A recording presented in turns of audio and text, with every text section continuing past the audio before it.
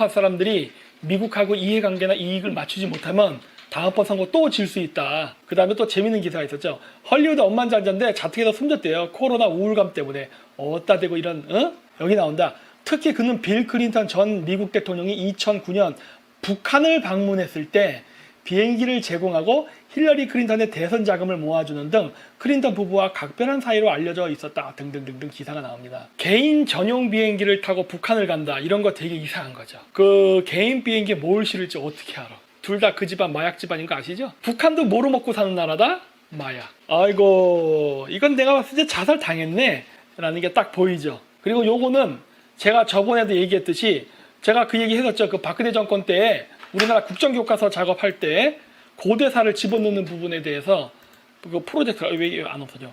프로젝트를 몰래 진행하고 있었다고. 이게 그거를 증명하는 영상입니다. 이게 너무 비슷해요. 어찌 이런 일이 생길까? 전 세계 편두 풍수를 보면은 전 세계 나 오른쪽 위에 김정민 그림이라고 딱 나오죠. PPT 위에. 퍼져 있습니다. 응? 전 세계 나 아닙니까? 조선이라는 단어를 쓰는 그쵸? 나라가 얼마나 있는가 보니까 전 이것도 내 거죠. 세계에 다 걸쳐서 쓰고 있습니다. 내 PPT 나오는 그림 단군에 아니야, 대해서도 이거. 우리가 단군, 튼리, 탕리, 탱그르 전 세계에 걸쳐가지고 똑같은 이름들이 퍼져 있어요. 들어봐요. 그래서 이거 한번 봐보세요. 그래서 세계사에 여기서 대한 얘기하는 내용이 거의 제가 얘기한 거 그대로 얘기하죠. 아 이거 도둑당한 게 아닙니다. 야, 표절한 거 아니에요. 왜냐? 제가 얘기했잖아요. 저 이민하 회장 잘한다고. 이명박 정권 때 얼마나 그렇게 고대사 작업하는 걸 방해하는지 아주 학을 띄웠다고. 이건 좌파들도 마찬가지인 거야. 왜? 이쪽은 공산주의, 이쪽은 기독교. 양쪽에서 한국의 고대사는 불편한 진실이거든. 그래서 제가 국익파를 얘기하는 거야. 나 이제 좌우 안 해 이러잖아요. 좌파는 공산주의에 물들어 있고 우파는 외래 종교에 물들어 있으니 한국인에 대한 자기에 대한 정체성이 없다니까. 계속 때만 노리고 기다리고 있습니다. 오늘 주제, 미국의 차세대 전략입니다. 미국이 굉장히 큰 그림을 그리고 가고 있어요. 그래서 제가 얘기했잖아요. 큰 그림을 보십시오. 이거는 예측인데 되지 않은 거는 북한의 8월에 무슨 일이 일어날 것 같다는 이야기. 내용은 저도 몰라요. 큰 그림. 이 큰 그림이 어떻게 움직이는지를 알면은 그걸 바로 알아요. 사람들이 이 큰 그림을 모르다 보니까 보여주는 현상만 가지고서 그걸 갖다가 진짜 어떻게 되는지 알고 막 하고 여러분들 또 공포심에 질려서 막 약 팔고 하니까 약 사고 막 이러잖아요. 그러면 안 됩니다. 그리고 북한은 늘 이야기하지만 아마 미국 편일걸요. 오늘 중복된 PPT도 있습니다. 왜? 큰 그림을 보여드리려는 거예요. 북한은 변화할 수 있다는 걸 제가 다시 한번 강조합니다. 지금의 북한은 김일성, 김정일 정권 때와 다르게 김정은입니다. 김정은은 김일성, 김정일과 다르게 서자의 자식입니다. 일본에서 온, 물론 제1동포라고 하지만 어쨌든 엄마가 일본인이에요. 그렇게 어떻게 보면 일종의 차별과 멸시를 받던 인물이었고 권력의 중심에 있지 않고 저 멀리 있었던 조선시대식으로 얘기하면 강원도 도령이에요. 북한 내의 권력 다툼 속에서 자기들의 이익을 대변해 줄 수 있는 허수아비 수령이 필요했기 때문에 가장 힘이 없고 권력 중심에서 멀리 벗어나 있던 김정은을 데리고 온 거라고. 저는 북한 사람을 많이 만났어요. 옛날 같아서 국가범법에 걸릴 수 있는 일이지.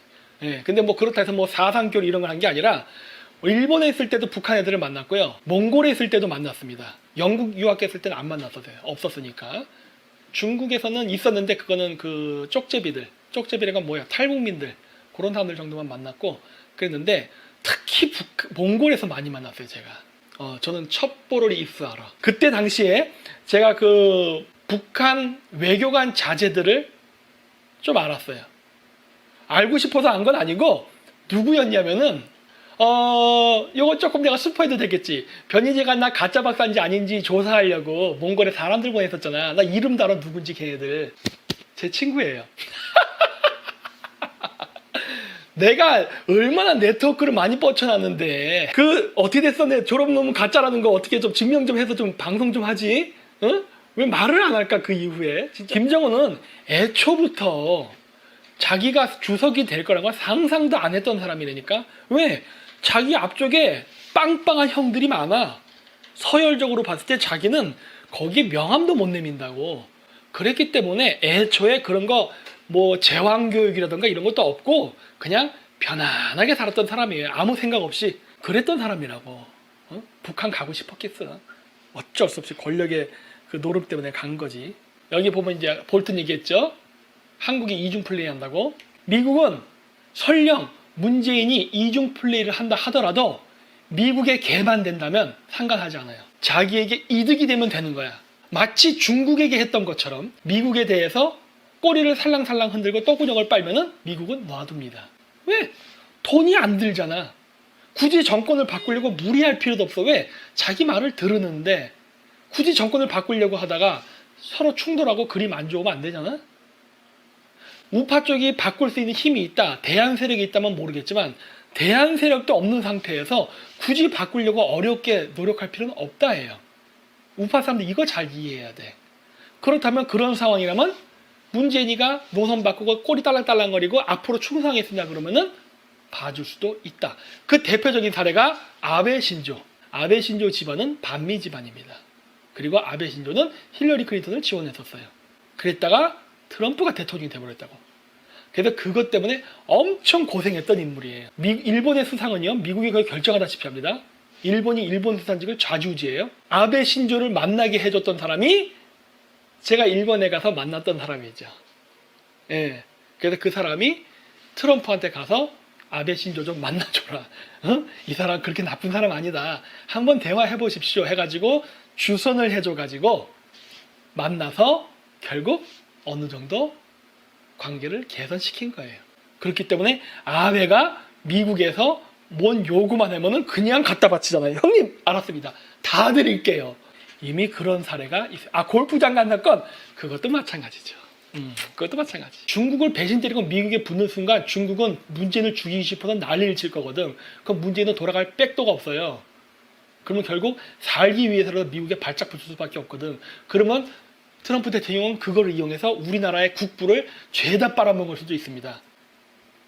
대표적인 게 한국의 대기업들의 자본, 기술, 회사 전부 다 문재인이 상납할 수도 있다. 이거를 우리나라 우파 사람들이 간과하고 있어. 너무 핑크빛으로 보는 거야. 그래서 내가 한심하다고 하는 거예요. 위험하다. 네? 아니 한 번 매국노가 두 번 매국노 아닙니까? 아니 중국한테도 매국노를 한 놈이 미국한테 매국 행위를 안 할 것 같아요? 문재인 같은 놈이? 네? 그리고 김정은 급사, 권력부쟁, 경제마비, 대량 난민, 초비상 땐 중국과 협력.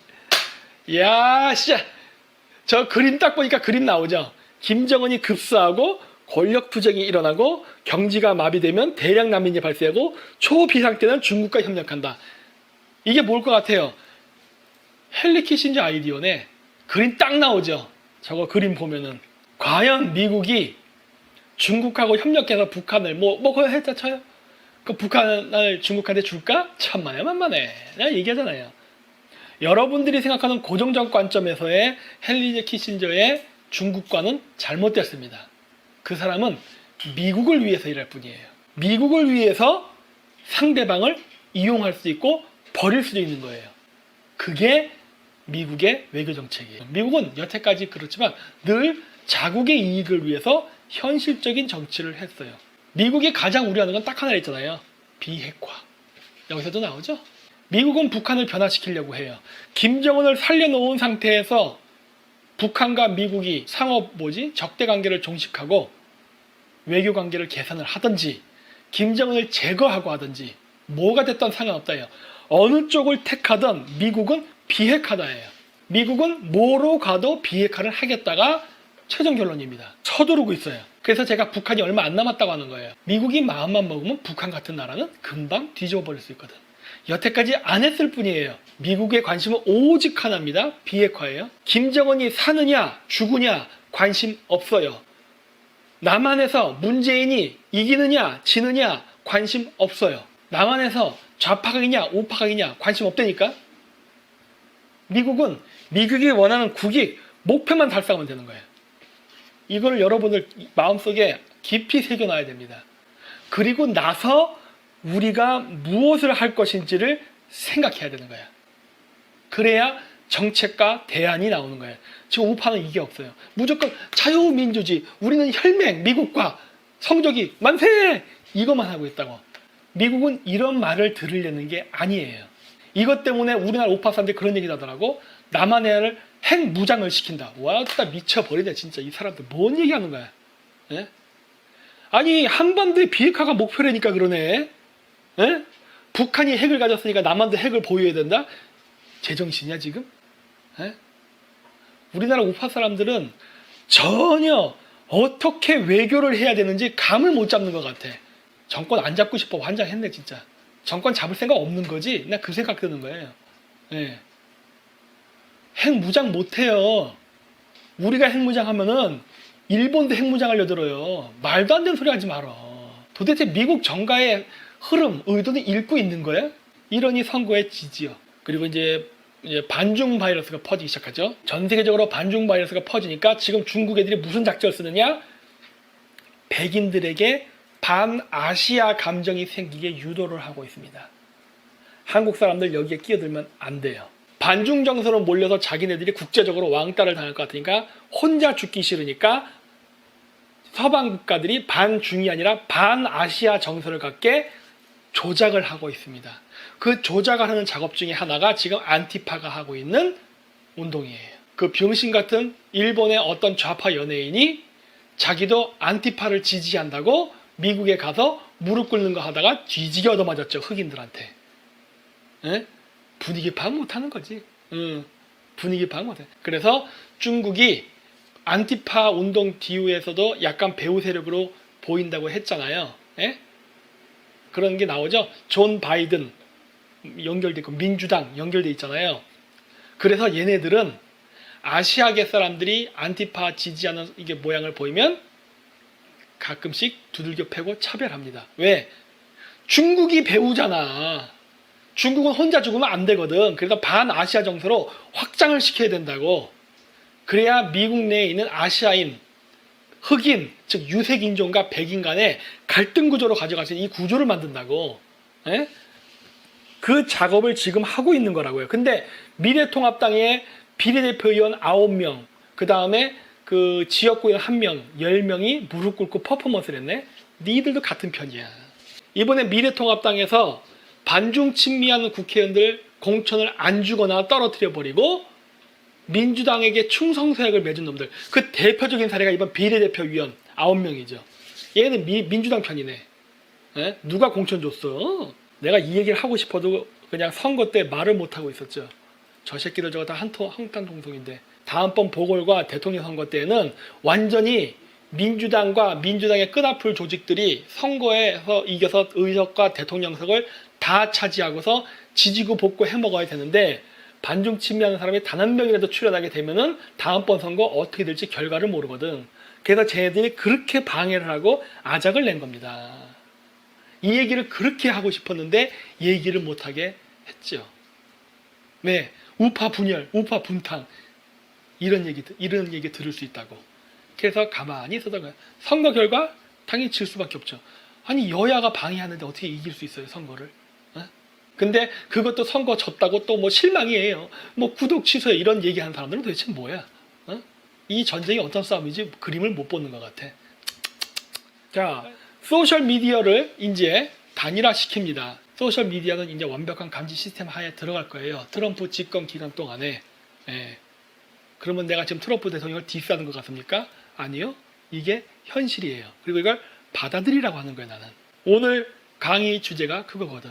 세상은 드디어 하나로 통합이 됩니다. 그리고 우리는 그 시대를 살아요. 얼마 남았어요? 이번에 트럼프가 대통령이 될 가능성이 높습니다. 아직은 보장 못해요. 하지만 현재로서는 큰 문제 없어요. 근데 만약에 트럼프 대통령이 지금 취하고 있는 이런 대외교 정책 안 변할 거라고 저는 봐요. 하지만 그걸 갑자기 바꾸려고 한다거나 노선을 아니면은 지금 벌어지고 있는 4차 산업혁명을 안 하려고 한다거나 그러면 대통령 떨어질 수도 있지. 하지만 지금처럼 한다면은 무난하게 될 거예요. 근데 내가 봤을 때 노선을 바꿀 일은 없다고 봅니다. 트위터 중국 연루 계정 17만 개를 삭제했답니다. 네. 미국도 이미 중국처럼 해요. 근데 이거는 언론 탄압이라 보기는 좀 애매한 게 어차피 미국도 미국 국익을 위해서 하는 거예요. 왜냐? 미국 계정에 중국인들이 들어와서 중국에 유리한 말을 하고 미국을 욕하거든. 그러니까 쫓아내는 거라고. 이게 뭐 잘못됐나? 네. 근데 물론 이런 걸 하다 보면 이게 권력장들에게 남용이 될 수가 있는 건데 일단 제도는 한번 만들어지면은 남용이 되는 거는 막을 수가 없게 됩니다.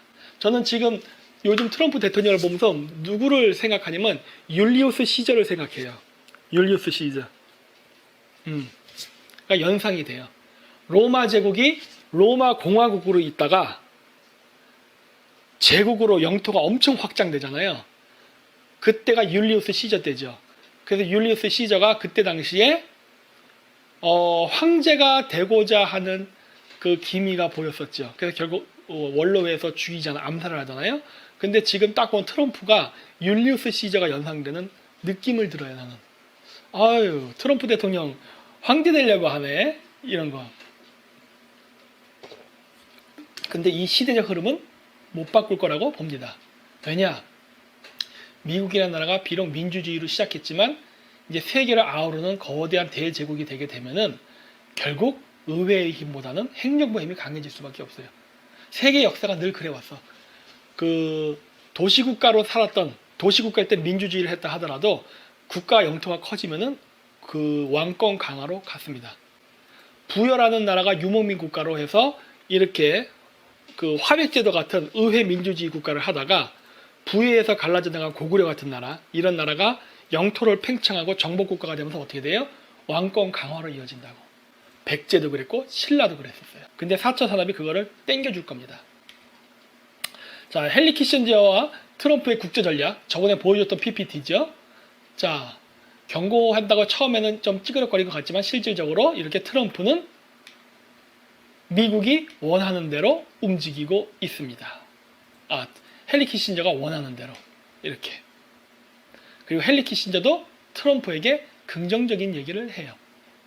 둘이 꿍짝이 잘 맞는다는 거죠. 키신저의 구상은 중국이 북한에서 김정은을 제거해주면 미국은 한국에서 군사를 철수시킨다는 말이다. 그에게서 북한은 동북아뿐만 아니라 세계를 지배하는 지렛대다. 그렇다면 북한 김정은을 제거하고 남한에서 미군이 철수한 이후 한반도의 미래는 무엇이란 말인가? 그는 한반도 통일에 대해 전혀 언급한 바 없다. 내가 얘기했잖아요. 한반도 통일이 보장되지 않는 김정은 제거와 미군 철수는 무엇을 의미하는가? 등등을 해서 이런 이야기가 나온다고. 이미 트럼프 대통령이 아까 얘기했던 그 대북 전략에 보면 뭐가 나와요? 김정은 제거 이후 미국은 계획이 있다. 그러니까 김정은 제거라는 게 아니라 김정은이 없을 때에도 미국은 나름대로의 계획이 있다. 이런 식의 얘기, 플랜 B를 얘기하잖아요. 또 뭐라고 얘기해요? 김정은이 있건 없건 비핵화를 할 것이다. 뭘 해도 좋으니까 비핵화를 해라. 이 얘기를 한다고요. 헨리 키신저가. 근데 진짜 그렇게 얘기하죠? 폼페이오 국무장관도 뭐라고 얘기했습니까? 김정은이 살아있는지 아닌지 잘 모르겠는데 우리는 비핵화에 초점을 두고 대북 관계를 하고 있다. 이제 헨리 키신저 아이디어 똑같잖아. 제가 남북 통일 관계 이제 한 번 건너갔다고 했죠? 왜 건너갔다고 했어요? 박근혜 대통령 탄핵당하면서 북진 통일의 꿈은 끝났다고. 문재인 그 보궐 대통령 그거 되면서 그때부터 이미 조짐이 점점 그러니까 미국에는 여러 가지 안이 있어요. 미국 애들은 국제관계를 어떤 계획을 쓸 때 한 가지 계획만 갖고 하는 게 아니야. 저번에 싱가포르 회담 때 싱가포르인가 하노이 회담 때 김정은이가 올 때 미국 쪽에서 놀랬다 그러잖아요. 영변 핵시설 폐기하고 그러니까 미북 관계 개선하는 거를 안으로 갖고 와서 미국 애들이 너 그 계획밖에 안 갖고 왔어? 그랬대잖아요. 왜? 외교 정책을 할 때는 플랜 A, B, C, D 여러 개를 갖고 와야 돼. 그리고 그 갖고 온 계획을 갖고서 맞추는 거거든. 서로 간의 이해관계를 보면서. 근데 북한이 한 가지밖에 안 갖고서 너 이거 어떻게 별 안 끈 외교거든. 물론 우리나라 우파도 똑같아. 하는 집 보면은 플랜 A, B, C, D가 없어. 한 가지 생각만 고정관념으로 박혀 있다고. 그거 안 되면 어쩔 거야. 그걸 생각해야 되는데. 근데 어쨌든 미국은 그렇게 해서 계획을 세웠고 그때 당시에 탄핵되던 그 시기에 미국의 항공모함이 이 동북아시아로 여러 번 왔다고 여러분 기억하실 겁니다. 항공모함 그때 무진장 많이 왔다 갔다 했잖아요. 진짜 거의 직전까지 갔었는데 탄핵당하는 바람에 이 작전이 무산된 거라고. 만약에 박근혜 대통령이 존속했었으면 그때 아마 북한은 망했을 거예요. 근데 탄핵을 다는 바람에 결국 못 움직였지. 왜? 문재인이가 육군을 안 움직여버리니까. 한국 육군 안 움직이고 그때 누구였지? 박 무슨 장군이 있었잖아요. 해임시켜버리고 우리나라 최고의 기갑사단 해체시켜버리고 기갑사단이 있어야 북진을 하는데 기갑사단을 해체시켜버리자 문재인이가. 이거 왜 했는데 북진 안 하려고. 그리고 미국이 육군을 동원하려고 하는데 육군 안 움직여버린 거야. 배째라 그래버린 거라고. 근데 얘기했죠? 여러분 간과하지 말아야 된다. 미국이 북한을 왜 때려잡으려 하느냐. 미국이 박근혜 대통령하고 북진에서 북한을 때려잡던 이번에 어떻게 될지 모르겠지만 문재인 정권을 뒤집을 수 없다면 문재인 정권 내둔 상태에서 북한 관계를 어떻게 하던 결론은 하나, 비핵화다. 아, 네, 박찬주 대장님 맞습니다. 그래서 우리나라가 미국의 외교 정치를 읽어야 되고 이해해야 됩니다. 여러분의 마음이 들고 안 들고는 그건 여러분 개인의 감정이고 미국의 대외 정책의 기조는 존 볼턴이 아니라 키신저식 방식으로 가는 겁니다. 존 볼턴이 했던 전통적인 네오콘 방식은 물 건너간 거예요. 글로벌리스트적 방식의 대외 정책이 트럼프의 정책에 지금 맞물려 돌아가는 거라고. 이걸 이해해야 되는데 우리나라 사람은 이 얘기를 하면은 내가 트럼프를 디스한대요. 뭘 디스해? 그 네오콘이라든가 이쪽 사람들하고 정책을 잡는 거냐? 아주 투박한 방식이고 이제는 전 근대적 방식이에요. 과거에는요. 미국이 말 안 듣는 나라가 있으면 때려잡았습니다. 진짜 군대를 보내갖고 이 새끼 말이야 하고. 그것 때문에 공화당이 정권을 잃어버렸다고. 여러분 기억 안 나세요? 조지 부시 때 9.11 테러 나고 나서 아프가니스탄 때려잡고 이라크 때려잡고 온갖 일어날 때 전 세계적으로 반미 정서가 불러일으켜졌다고. 그래서 그때 나왔던 얘기가 오늘날의 딥스테이트라는 말에 해당하는 섀도우 거버먼트였어요. 그림자 정부. 그때 당시 섀도우 거버먼트의 배경은 어느 정당이다? 공화당. 전 세계가 음모론에 빠져가지고 공화당의 배후에는 그림자 정부가 있어요. 이런 거 여러분 책도 안 봤어요. 옛날 때 유키바란가 뭔가 하는 사람에서 그림자 정부라는 책도 있고 했잖아요.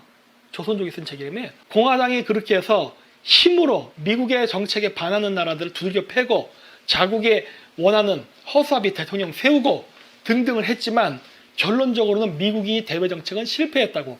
오히려 그러한 정책이 중국이 아프리카라든가 남미의 세력을 확장하게 하는 계기를 제공했다고요. 이러면서 중국이 후진타오, 시진핑이 아프리카, 남미의 자원외교 전쟁에서 미국을 이기기 시작한다고. 그것만 있었나?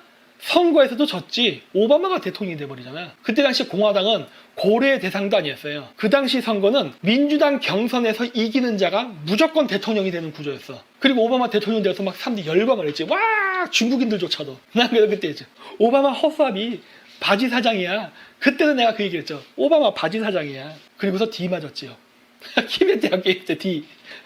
오바마는 바지 사장이라고 강의를 했다. 내가 그때 통계 그래프도 보여드리고 있잖아요. 오바마가 왜 바지가 될 수밖에 없는가. 그랬었다고. 그러더니 또 8년 정도 지나니까 이제 또 섀도우 거버먼트가 아니라 딥스테이트라는 단어가 탄생했네.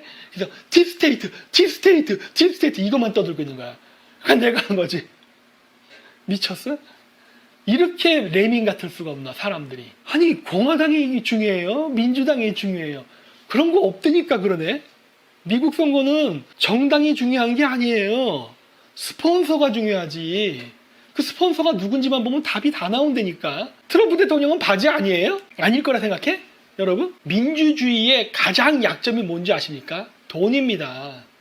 민주주의가 최초에 탄생할 때 취지는 왕건 독재로부터 세습 왕조로부터 독립을 해서 국민이 자신의 지도자를 뽑기 위해서 만든 게 민주주의였어요. 처음은 그랬어. 처음은. 그리고 미국이 서구 열강이 아닌 영국으로부터 독립했던 신생 독립국 시대에는 그게 통했어요. 그랬는데 미국이란 나라가 1차 세계대전, 2차 세계대전을 거치면서 초강대국이 됐고 소비에트가 붕괴되면서 유일한 초강대국이 됐다고. 이젠 그걸 뛰어넘어서 전 세계를 아우르는 모든 걸 통치할 수 있는 국가가 돼버리고 있어요. 이러다 보니까 미국이라는 나라의 정치 지도자가 누가 되느냐에 따라서 세계 정치, 세계 경제, 미국 정치, 미국 경제가 왔다 갔다 해. 어마어마하게 값어치가 있고 중요한 직책이 되다 보니까 어떻게 돼요? 돈이 있는 사람이 꼬여들기 시작합니다. 미국의 정치에 부자들이 돈을 댄다고. 그리고 그 돈을 받은 사람이 정치인이 되는 거예요.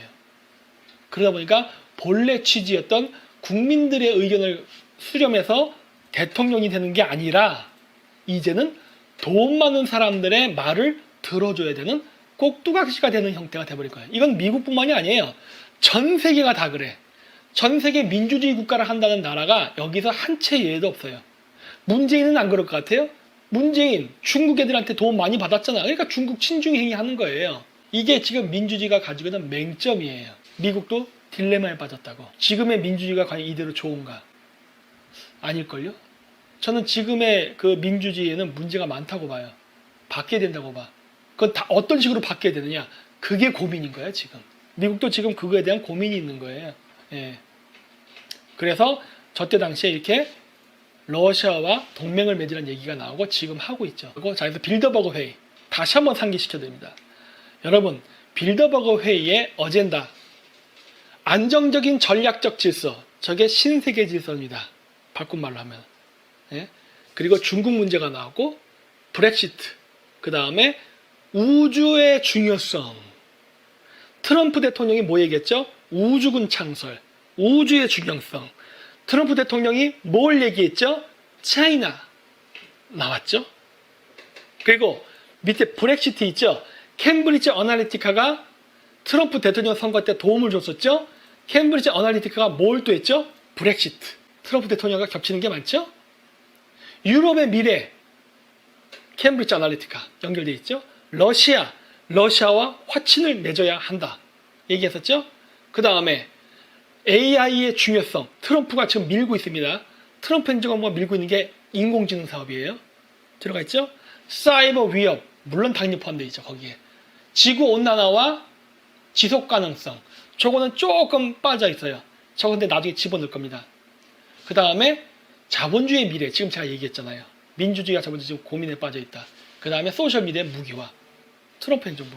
어때요? 지금 트럼프 행정부가 하고 있는 모든 정책은 빌더버그 회의와 같다. 이게 왜 문제가 되지? 응? 이거 얘기하니까 다 막, 난리를 치죠. 아니라니까. 아니, 여러분들 좀 객관적인 시각을 가지고 보세요. 존 볼튼식 사고방식, 네오콘 방식은요, 이제 구식이에요. 미국은 그거 안 하고도 세계를 제압할 수가 있습니다. 그걸 알기 때문에 트럼프가 네오콘, 실질적으로, 이게 뭐예요? 우리나라 말 신보수주의자지. 신보수주의자를 밀어내고 글로벌리스트를 껴안은 거라고. 그 얘기는 뭐다? 한국식으로 얘기하면은 미국의 트럼프 대통령은 글로벌리스트와 손잡은 문재인이가 네오콘을 빠는 한국의 보수 우파보다 낫다라고 본다니까. 이 제 논리가 문제 있다고 보십니까? 제가 옛날부터 얘기했죠. 문재인은 쓸모 있는 바보라고.